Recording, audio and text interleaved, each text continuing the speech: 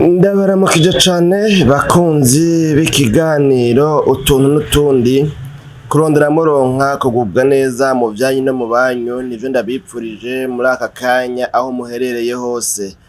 Ni jewe Janvier Manirambona nongeye kugaruka muri kino kiganiro utuntu n'utundi kugira ngo turabire hamwe ikiganiro cacu cuno musi gishishikara gukarisha ubwenge bwacu ngo twigishanye bishobotse twibukanye kandi duhanurane impanuro muri rusange zifatiye ku bisanzwe biba mu buzima bwacu bwa misi yose kugira ngo bidufashe gushishikara kubaho neza, gushishikara kubana neza, gushishikara kwiteza imbere biba bivanye n'icigwa twahisemo kubashikiriza.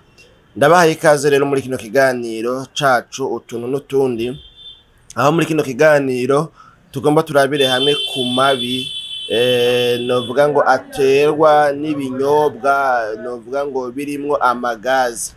Birya binyobwa byose umuntu arumuye uza wumva bivuga ngo pfuko pfuko, bandi bavuga ngo harya ngo bivuze ngo pfugo.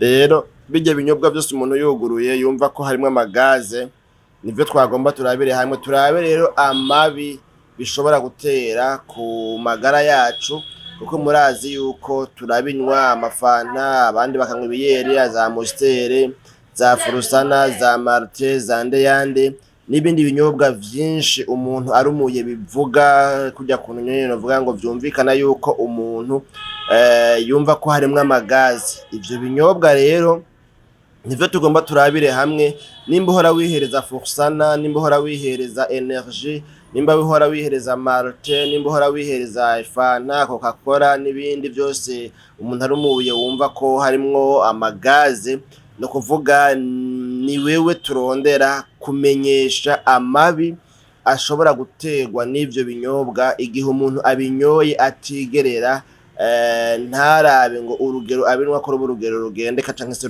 rufadika rubayabaye, novuga ngo umubiri wiwe udashobora guterwa n'ingorane bivanye n'ingene yoba yikontorera akanwa bikeya. Ibinyobwa rero duhora twihereza namwe muhora muhereza kumbure birimwo amagaze ngo birafise ingaruka mbi ku magara y'abantu canke se ku magara yacu, na cane cane yuko ngo hariho ico biduza canke se vyongereza gishobora gutera ingorane. Ico naco ngo nicuko ngo bishobora gutuma ngo umuntu yiyongera ibiro cane.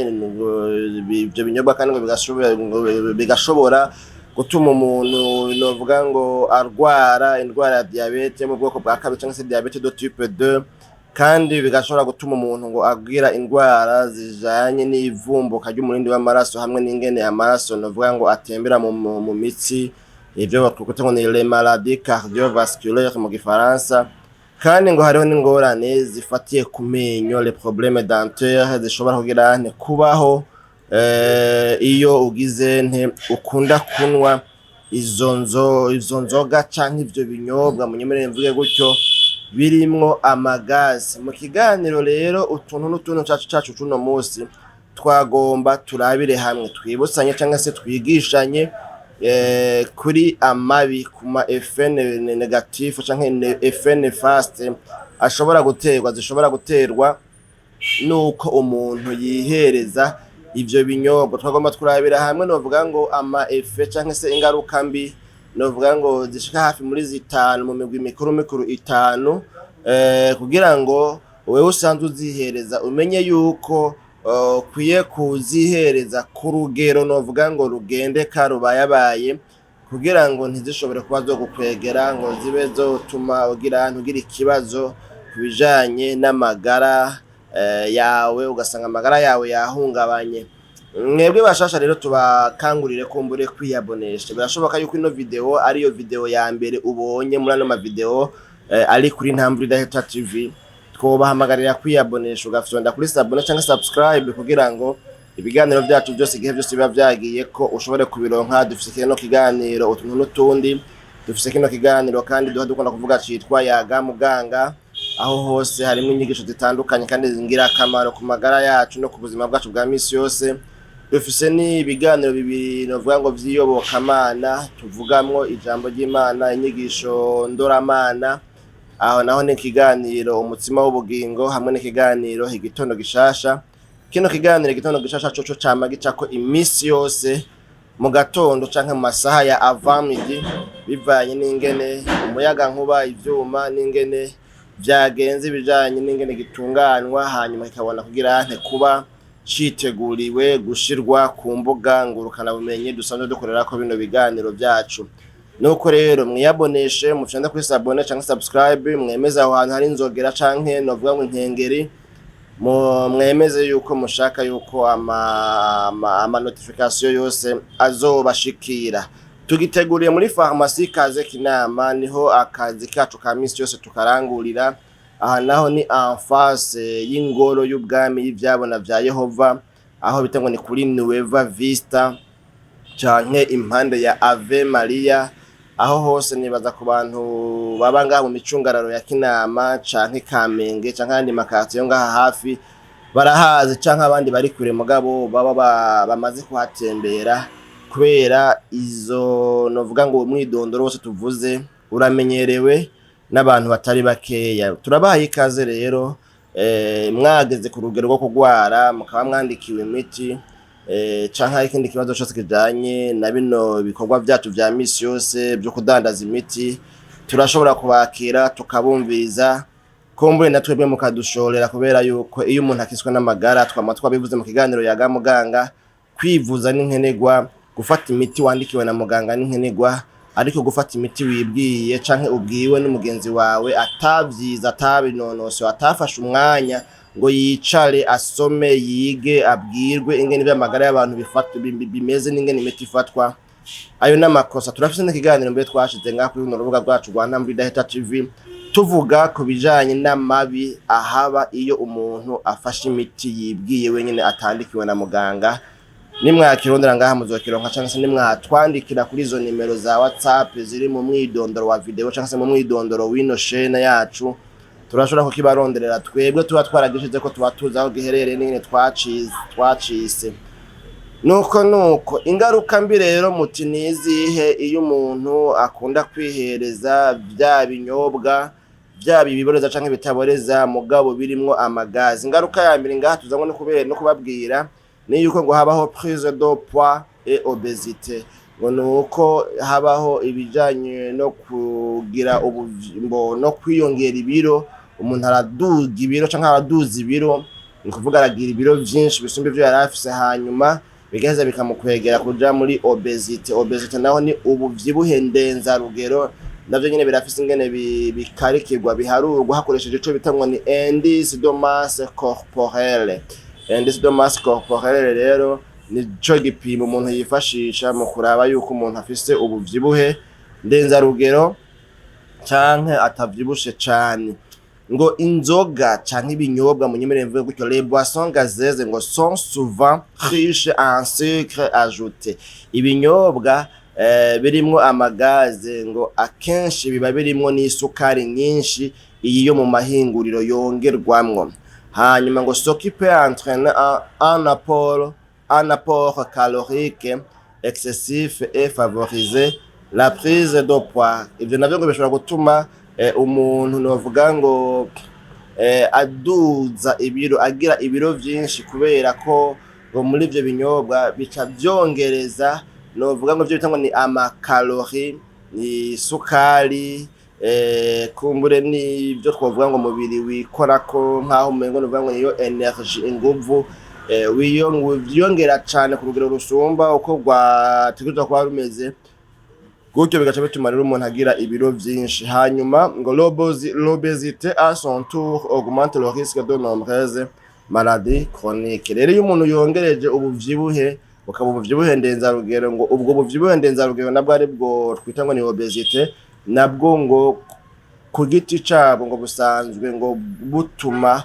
habaho impanuka zo kugwara ingwara nyinshi bita ngo ni les maladies chroniques. Ni za ndwara umuntu agwara zikaduga bukebuke ziri silencieux umengo ntazubona mugabo bagera ko twazosanga ibipimo byaraduze byarabaye ndanse. Muri ico gihe rero urumva yuko izi nzoga ibi binyobwa vy'amagaze bifise ingaruka mbi idasanzwe yo kuduza ibiro bidugije ibiro navyo uca usanga umuntu aciye agwa muri wa mutego wo kugira obesite nayo ni umuvyibuhe canke ubuvyibuhe ubuvyibuhe apana ngo umuvyibuho canke ubuvyibuhe ndenza rugero. Bakunze ba kino kiganiro utuntu n'utundi, nizera yuko mwumva yuko n'iyi ngaruka mbi atari ntoya.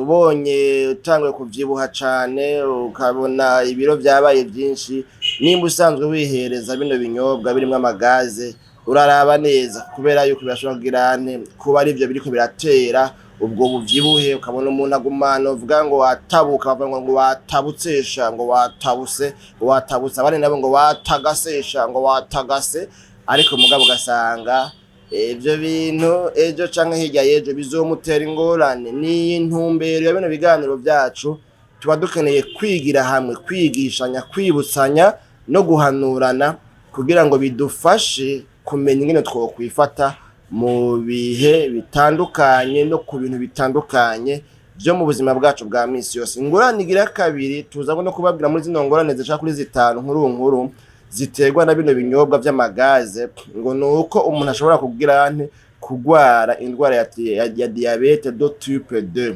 Ni kuvuga diabete yo mu bwoko bwa kabiri, ko hariho type 1 na type 2. Bavuga ngo la consommation régulière de boissons sucrées est un facteur de risque majeur de développement du diabète de type 2. Bavuga ngo kwama unywa wihereza ibinyobwa birimwo isukari, ni kuvuga bya binyobwa birimwo amagaze, twamaze kubona ko birimwo isukari, ndavuga ngo nyinshi wanashaka kubera ko n'isukari yo mu mahingo si isukari naturelle, ngo ni kimwe mu bintu bikomeye cyane gose bishobora gutuma umuntu asanga atumye habaho diabete yo mu bwoko bwa kabiri, iyo diabete de type 2. Birumvikana ko diabete rero iba itewe nuko habayeho urugero rw'isukari nyinshi mu mubiri, isukari iba yiyongera cyangwa iba yaduze cyane mu mubiri. Hanyuma bavuga ngo le sucre contenu dans ces boissons, ni kuvuga les boissons sucrées, les boissons ngo gazeuses, le sucre contenu dans ces boissons peut perturber le métabolisme du glucose et entraîner une résistance à l'insuline. Bavuga ngo isukari iri muri ivyo binyobwa vy'amagaze ngo irashobora guhungabanya ingene umubiri usanzwe wonyene witunganiriza kandi ukontorora isukari yo mu mubiri. Peut perturber le métabolisme du glucose et entraîner une résistance à l'insuline. Iyi sukari iri muri ibi binyobwa vy'amagazi, ibinyobwa birimo amasukari yo mu mahinguriro, ngo iyo sukari irashobora guhungabanya ukungene umubiri usanzwe utunganya, ukontorora, ugenzura, ushira ku rugero rwiza, novuga ngo isukari nziza ihinguwe mu mubiri ivuye no kuvyo umuntu yariye kumbure vy'umwimerere naturel. Kandi ngo iyo sukari bishobora gutuma rero ngo habaho resistance à l'insuline. Insuline nayo novuga ngo ni hormone, ni inkabura mubiri canke umusemburo, muga umusemburo ngane kinyarwanda bija hose, ni inkabura mubiri ijejwe kugabanya urugero rw'isukari mu mubiri. Ugasanga rero ngo muri ico gihe iyo sukari mu mahinguriro ngo ituma habaho resistance, ituma iyo hormone ijejwe kugabanya gushira ku rugero rwiza isukari iri mu mubiri, iyo hormone gacinanirwa, ugasanga nyene vyahungabanye, vyahuraguye. Bakunzi ba kino kiganiro utuntu n'utundi tuno munsi, murumva yuko ni ari ingorane ikomeye cyane. Twararabiye hamwe ingwara ya diabete muri ibi biganiro byarenganye murabe. Twaravuze ku ngwara ya diabete, nibaza ko twayivuze mu bice 2 canke 3, ndabanza kuraba neza, sinabanje kuraba, ariko mbwa twaragize ibiganiro ngaho bivuga ku ndwara ya diabete. Turavye mu no video yavuba cyane mbere wanashaka kuko nta kwezi kurahera. Uravye usubiye inyuma ucubona indwara ya diabete partie ya mbere, partie ya kabiri, sinibuka neza ko twagize partie 3, ndabanza kubiraba. None rero nuko no kuvuga indwara ya diabete ashobora guterwa n'ibi binyobwa vy'amagaze kubera isukari mu mahinguriro iba irimwo ihungabanya ingene isukari igenzurwa, ikontororwa, ishirwa ku rutonde rwiza. Mbere ngo iyo sukari mu mahinguriro nyene iri muri ivyo binyobwa heza igatuma insuline, ni kuvuga ya hormone ya nkabura mubiri umubiri ufise ijeje kugabanya no kugenzura no gukontorora isukari mu mubiri, ngo haca habaho resistance, ugasanga iyo insuline ntacifasha. Ni hahandi usanga umuntu yamaze kugwaragera igihe bagira bamutera imiti harimo ibintu vy'ama insuline n'ibindi kugira ngo bimanure ibipimo vy'isukari mu mubiri.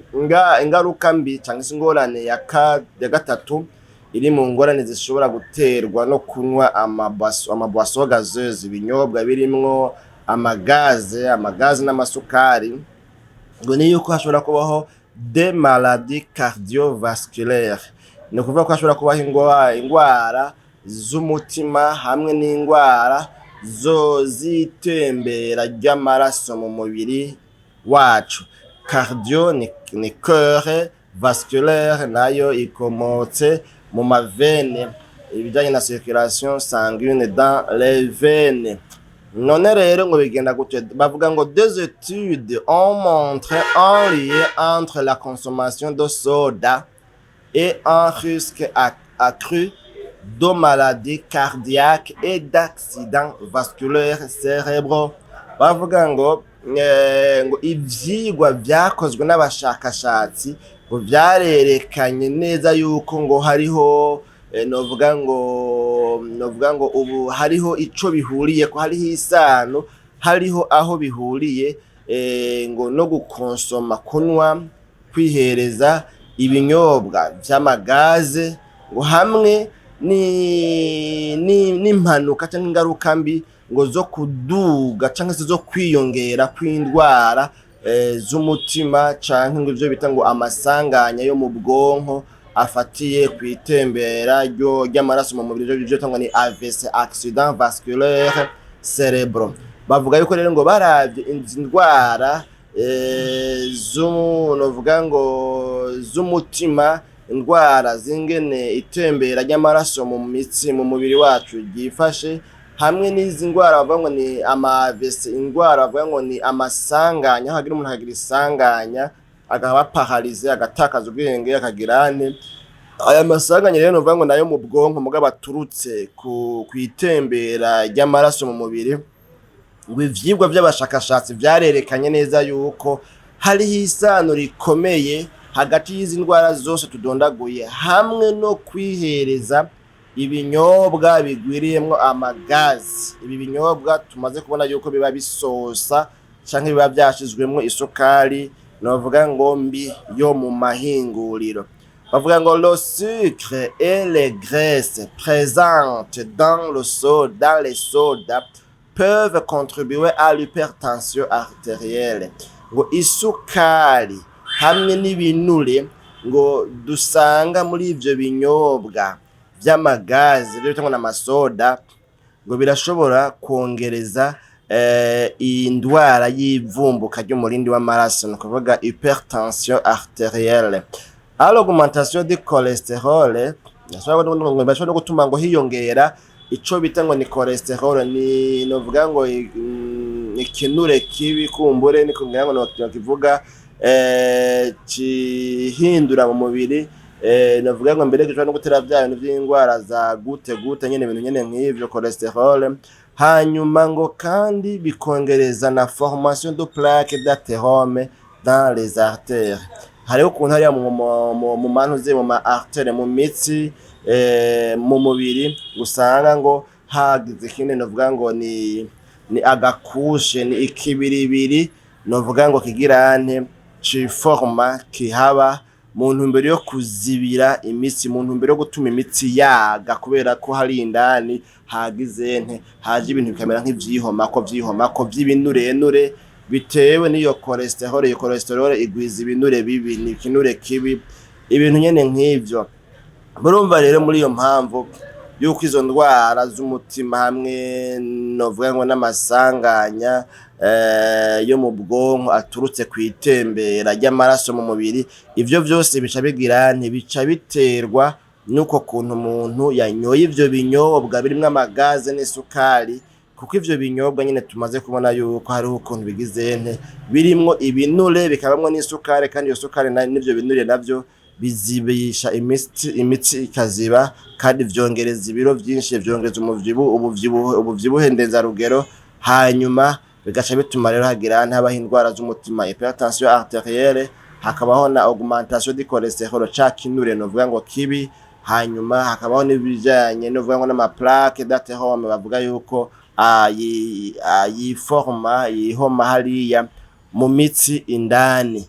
Iyo ni ingorane igira gatatu nayo nyene murumva ko ari ingorane ikomeye. Twabonye ko umuntu agwara ingwara ya diabete, twabonye ko umuntu agwara ingwara y'umutima, hanyuma bwa kane nabwo bavuga ngo ce sont des problèmes dentaires qui peuvent être causés par la consommation excessive de ces boissons gazeuses. Bavuga ngo hari ingorane ingaruka mbi z'amenyo zihungabanya amenyo, zibangamira amenyo, zihaba iyo umuntu akunda kwihereza bino binyobwa.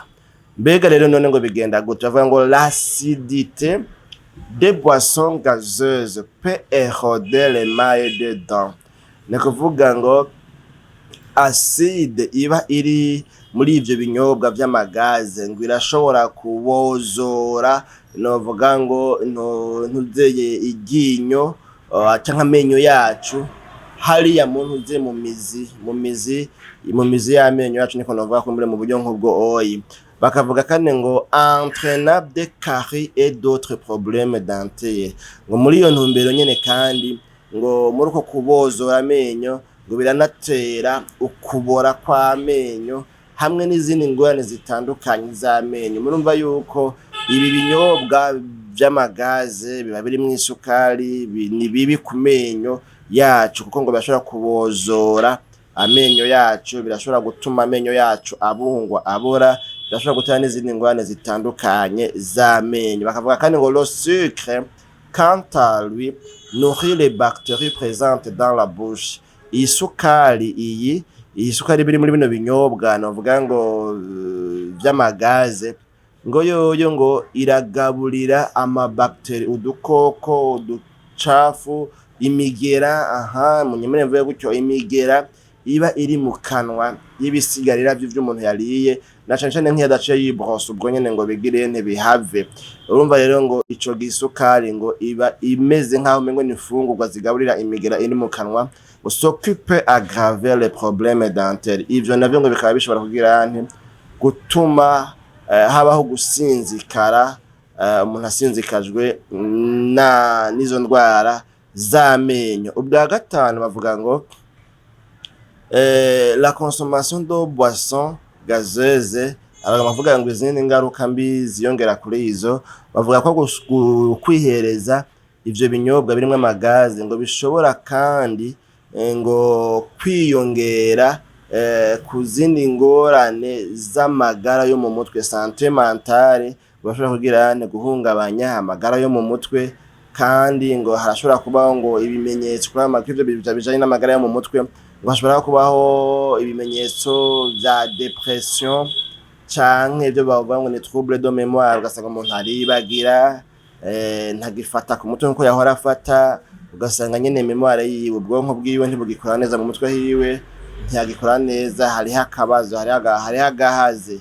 Hanyuma bakavuga kandi ngo ibijanye ngo na acide phosphorique iri muri ivyo binyobwa akenshi ngo vy'amagaze, ngo nayo ngo iyo acide phosphorique irashobora kugira ntishobora gutuma ngo habaho novuga ngo ibirungurira des reflux gastriques et des inflammations. Kandi ngo hakabaho n'ibijanye na inflammation sinigene nogirane no kivuga mugabo kimwe mu bimenyesho navyo nyene twavuze bikunda kuboneka iyo umuntu yagize novuga ngo ubwandu, iyo umuntu yagize infection mu mubiri, ibintu nyene nk'ivyo, canke iyo umuntu yagize ikibazo ibyo bivuga ngo vy'ubwandu vy'iki, ibintu nyene nk'ivyo. Rero iki kintu mbere nibutse ko najewe cambaye ko harabaye hegeye nimba ati none ngoma ngo arestoma cyo bari biki.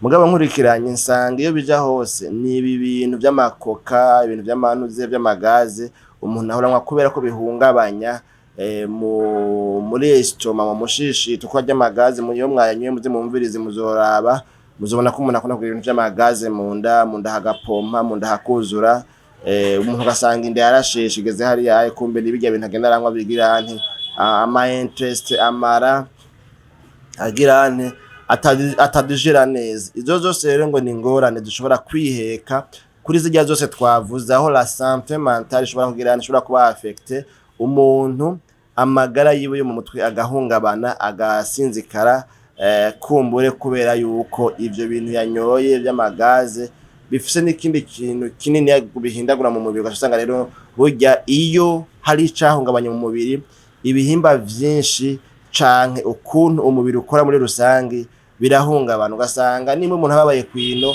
umubiri wose ucumera nkaho umengo wagwaye. Ivyo murabizi rero, urumva ko n'amagara yo mu mutwe ashobora kugira gushikirwa, ugasanga nyene nayo nyene bigize ntibimeze neza. Kubw'iyo mpamvu rero ngo murumva yuko ivyo vyose bishobora kugira bishobora gutuma umuntu usanga yagize ingaruka mbi nyinshi zifatiye kuri novuga ngo kuri ivyo binyobwa. Muri kino gice ca mbere rero turabiye hamwe ivyo, mu gice ca kabiri tuja turabira hamwe mbega umuntu none yokora iki, yobisubiriza ibiki kugira ngo kumbure agabanye canke mbere ahebe burundu les boissons gazeuses, kubera ko zishobora gutera ingaruka mbi ku magara yacu. None rero mwebwe bakunzi ba kino kiganiro utuntu n'utundi, mwataramanye nanje kuva mu ntango gushika muri aho kigarukiye, ndabashimire cane. Mwabaye abantu beza, mwakoze kuduha umwanya kugira ngo tubaganirire kuri zino ngaruka mbi. Mu gice cacu c'ubutaha, igice ca kabiri ca kino kiganiro, tuzorabira hamwe mbega hokogoki umuntu yokora iki kugira ngo bino binyobwa umuntu ashobora kugira kubigabanya canke kubiheba. Mbega yoca bisubiriza iki, vyoca bigenda gute, ibintu ngene nk'ivyo. Hanyuma tuzobe duhejeje kino cigwa cacu cerekana amabi canke ingaruka mbi zifatiye ku bijanye n'ivyo binyobwa vy'amagazi umuntu yihereza. Mwari muteramanye na jewe Janvier Manirambona, batunganiza nkongera nkabashikiriza kino kiganiro. None rero naho butaha mu kiganiro utuntu n'utundi c'ubutaha, canke mu bindi biganiro vyose bisanzwe bitambutswa kuri runo rubuga rwitwa Ntamvu Idahita TV, rukorera hirya no hino ku mbuga ngurukanabumenyi, harimwo YouTube na Facebook, mbere na page yacu ya WhatsApp. Hariho ivyo tuhacisha, kandi aho hose wanditse Ntamvu Idahita TV ucubona urubuga rwacu n'ivyo tuhacisha. Murahawe ikaze, mushishikare kubana nacu n'agahwane.